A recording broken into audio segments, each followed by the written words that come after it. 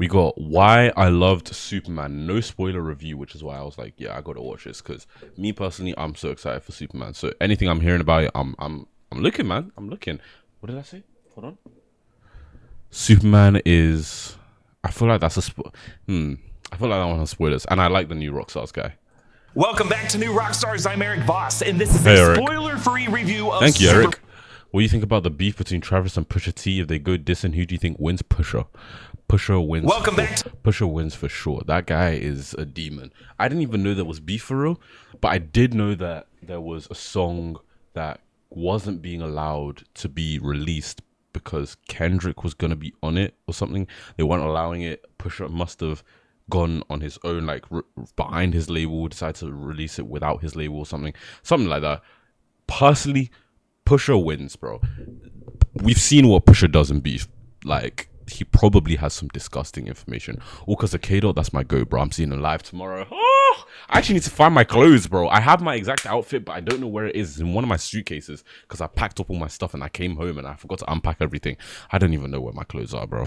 But I can't wait. I'm seeing him live tomorrow. So no stream tomorrow, guys. Sorry, no stream. I'll try and make up for it on Friday. Maybe not. If not, definitely Saturday. So lucky I can't see him anymore. A mutual said we know the same. A mutual we know said the same thing, as in a mutual that you and I know said the same thing about Pusha. Because I mean, I feel like it's general consensus at this point. Anyway, yo, I'm trying to. New Rockstars, I'm Eric Voss, and this is a spoiler-free review of Superman, the 2025 film directed by James Gunn. In this video, I'm going to break down a general overview of what to expect from this film, what worked, what didn't, and finally, my numerical score. In this video, I will not be spoiling any of the major plot points for the film. Later this week on Thursday, I will have a separate video breaking down the ending and things that happened during the credits of this movie, and on Friday will be our in-depth analysis of every Easter egg you missed in this film. He's releasing that before the film even releases in this country, bro. He's releasing the post-credits, like, breakdown before the film even releases. Brother, what? How? I mean, I know how, but why? Those will have spoilers, but not here. Before we get into it, you have a chance to win your very own Action merch store, the Gift Box. Here is what I wrote down after initially seeing Superman at an early press screening and what I tweeted out last night as the social media embargo lifted. James Gunn's Superman is the comic book movie I have been waiting to see for decades. This film shines with a sense of play that, paired with kick-ass filmmaking, superhero cinema hasn't seen this boldly served since Sam Raimi's Spider-Man 2. The DC universe is in good hands. After 2008, earnestness in comic book movies became uncool. Virtue was shown with snark or abs. Gunn's Superman defies that gravity. It's aggressively kind. It's brutal. It's funny. It's hopeful. And it's weird. Chat, who's your favorite superhero?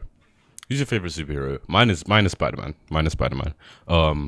Actually, I prefer Peter Parker over Miles Morales, but it's like one. It's like one, and then 1.5. Like, that's literally like my ranking. Spider-Man, Katrina, you know ball. Hold on. One of my favorite. The only reason why I prefer Peter Parker is because I'm like, just, I don't know actually. I don't know why I prefer Peter. Wait, hold on. One of my favorite gifts I got. It's one of my favorite gifts. Has my name on it too. I'm not sure if you guys can see that. Hold on, let me switch to full cam. There we go. One of my favorite gifts. Got my name on it and everything. Yeah, I know, it's so cool. Yeah, it does light up, but I haven't charged it. I would show you, but I haven't charged it. And then I also got this, which I love, obviously. And then I got a book and another statue, but I can't be bothered to get that down right now. I'm not gonna lie to you. Oopsies.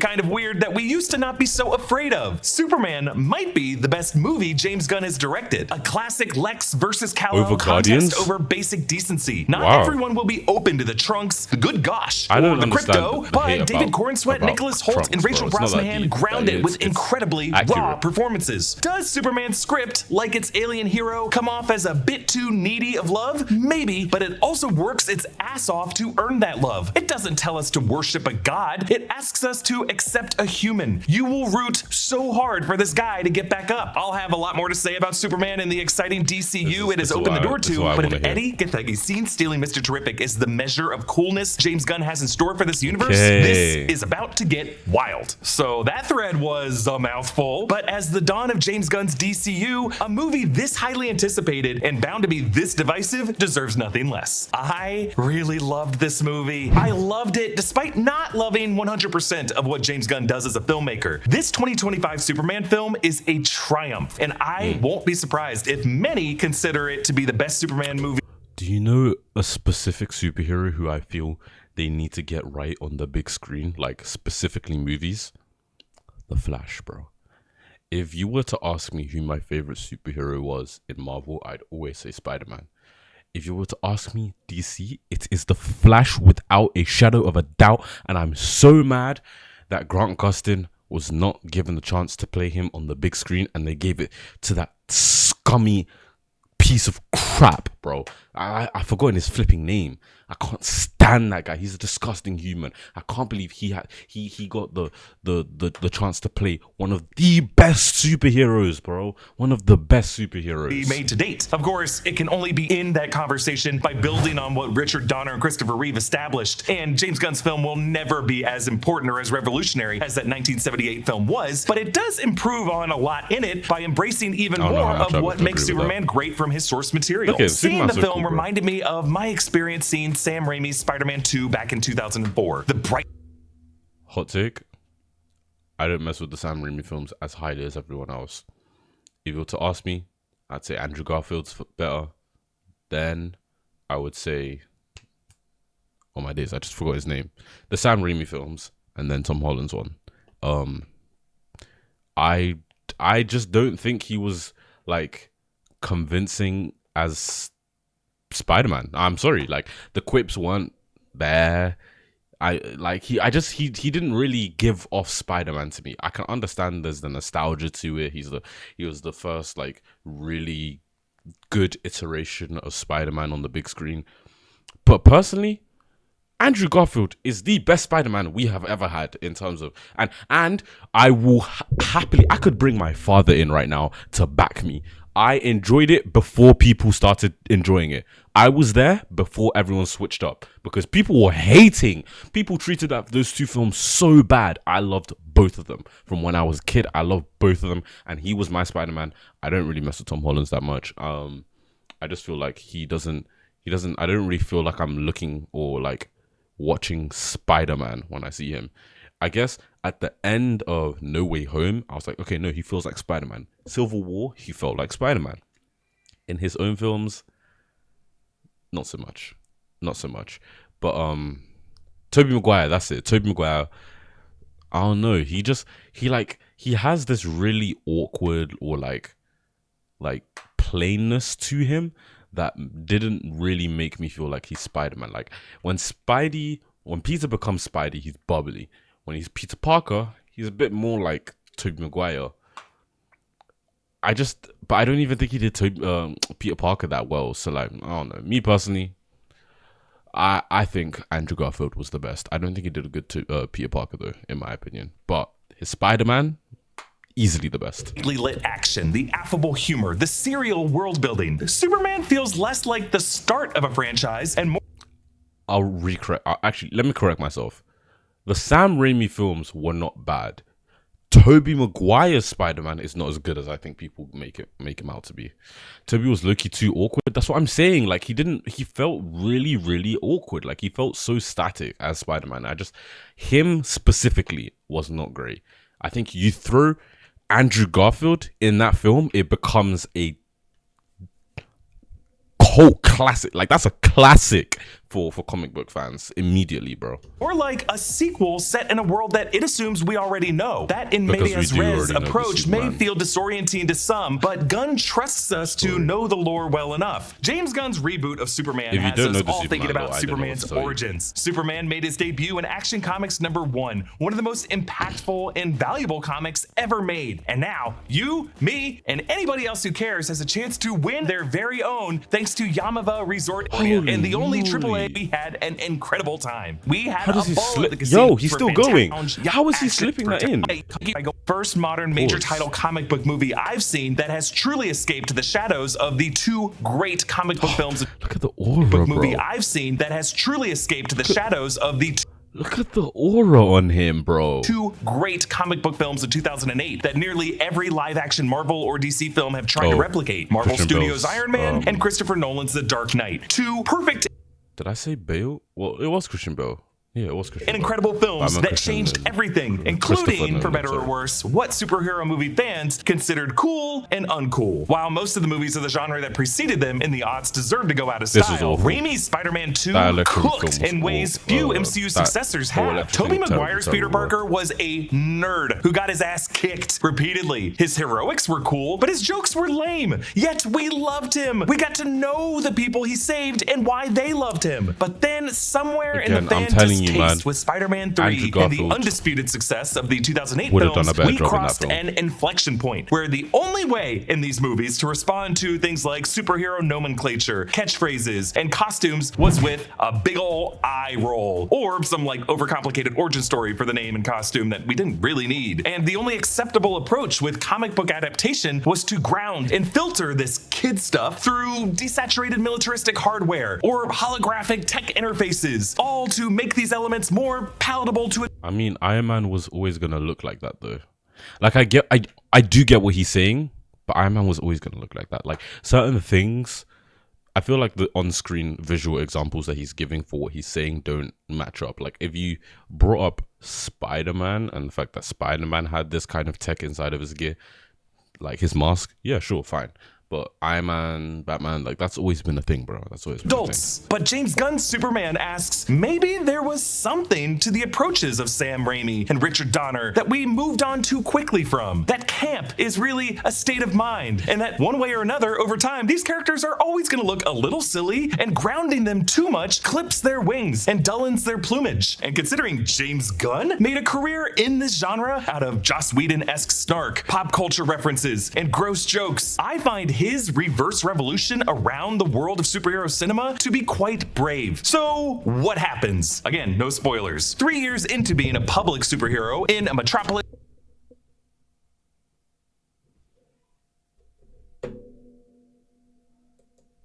love. I think you will. I don't want to. I know he said no spoilers. I don't want to know. I do not want to know. If he starts saying things that sound like too much information to me, we're cutting it off and going straight into Fall Guys. Of a comic book movie that isn't afraid of comic books. From the tone of the film to its visual style, Superman really does work to undo the notion that the words, themes, and colors designed for kids can't also be enjoyed by adults. The film takes its cues from Grant Morrison and Frank Quitely's All-Star Superman, from Max Fleischer's animations, Richard Donner's Superman films, DCAU films, and even some vibes from the Smallville series. It's not prescriptive in what your entry point to Superman should have been. And yeah, for many of us in our 30s, including David Cornsweet and Nicholas Hoult, that was Somebody Save Me. Eric, calm down. Calm down, yo. Calm down. It carries through a very well-constructed film. James Gunn's script balances gripping, well-paced action with meaty dialogue, including an extended interview scene between Lois and Superman that I could have watched an hour of. The plot at times does feel a bit madcap, but the actors handle it with such focus and fear and rage that it just sucks you in. David Cornsweet is excellent as Superman. Let a man have fun. Yo, he can have fun, but I don't know for you guys, he's booming in my ears. So when you guys hear me shouting and you're like, wow, that was so loud, that's what I'm hearing from him. Like I'm hearing notes and pitches that I shouldn't be hearing, bro. And the various permutations of those three based on who the present company knows him to be. That is not easy, but it takes a Juilliard-trained actor to do it. And this guy dances well in the nuances among those identities. He has been my favorite big screen Superman since Christopher Reeve. Is he better than Reeve was? It is too soon to even begin making that comparison. But he does play Superman with a righteous frustration. I probably would have to go back and watch those films. Charm. I didn't rate Chris, and I love that about him. You know, I'm not going to say He's that. effortless in his heroics, but effortful, showing some Corrin sweat in his scrambling to make sure people aren't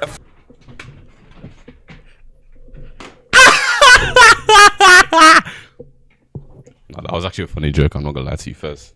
effortful, showing some Corin sweat in his scrambling to make sure people fair aren't enough, afraid Eric. of him. Fair Being enough, such a Eric. sweetheart in such a cynical world gives Corin Sweat a lot of comedic room to goof around in, and it's here where Corin Sweat feels the most at home. The film looks stunning. Gunn has once again partnered with cinematographer Henry Bram, A lot of who, people as with were past Gunn arguing films like that The it doesn't look Suicide good, and I Squad and disagree. Guardians of the Galaxy Volume 3, shot this film using the Leica man, Guardians of the Tri-Elmar Galaxy, I love lens it. with shiftable focal lengths in shot that allow for a very wide-angle shot with some distortions on the periphery that some have described as feeling artificial. But looking different is also the point of this. And in the movement, and especially on a big screen, this approach showcases rather than obscures the fantasy elements. And if you can surrender to that fantasy, you are in for a treat. And Eddie Gathegi's Mr. Terrific, as well as Isabella Merced's Hawk Girl and various other I forgot about cameos, will Hawk just Girl. have you very I can't wait excited for for the Mr. DC Terrific. universe that Gunn has in store. All right, some gripes. What you'll miss. While James Gunn's abilities as a visual storyteller have taken a leap forward, as a screenwriter, he still wears his emotions on his sleeve, which could be a good or a bad thing depending on what you want from a film. I don't What think might that's be bad. left as emotional subtext in other films, in Superman, all comes gushing out of characters' mouths in sometimes messy and inelegant forms. The unrefined honesty comes at a cost of prose that could afford to be a bit more theatrical. I mean, Gunn writes speeches, not monologues. But the film doesn't really need either, and that doesn't hold Superman back here, but Yeah, it I is something feel that like I that's just not look a forward to problem seeing for in Superman. future DCU properties written and directed by other people that James Gunn is overseeing, because he built such a cool sandbox that any director can play in it. Since James Gunn forgoes the kind of mixtape approach to the soundtrack that he used in the Guardians films,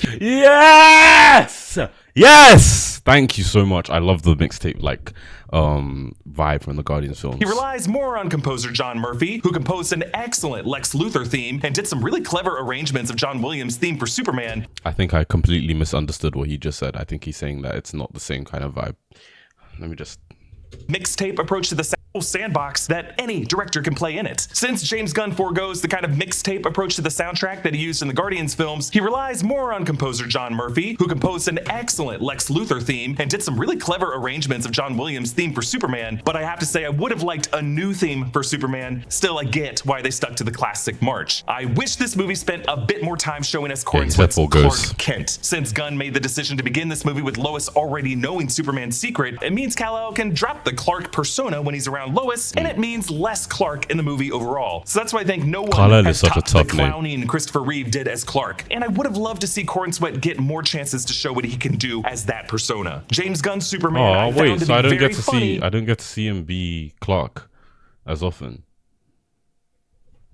Should I have watched this? I don't know But now. perhaps not quite as go for broke with the comedy as his past films. Still, I think we should acknowledge that David Corn Sweat, Nicholas I Hoult, don't think it Rachel has to be that Brosnahan, Eddie funny, to Gathegi, be Beck honest. Bennett, and several others in this movie are all collectively funnier than the leads James Gunn has worked with in the past. But there is a bit with Jimmy Olsen that's bound to get some of you saying, huh? But I loved it, particularly Hello?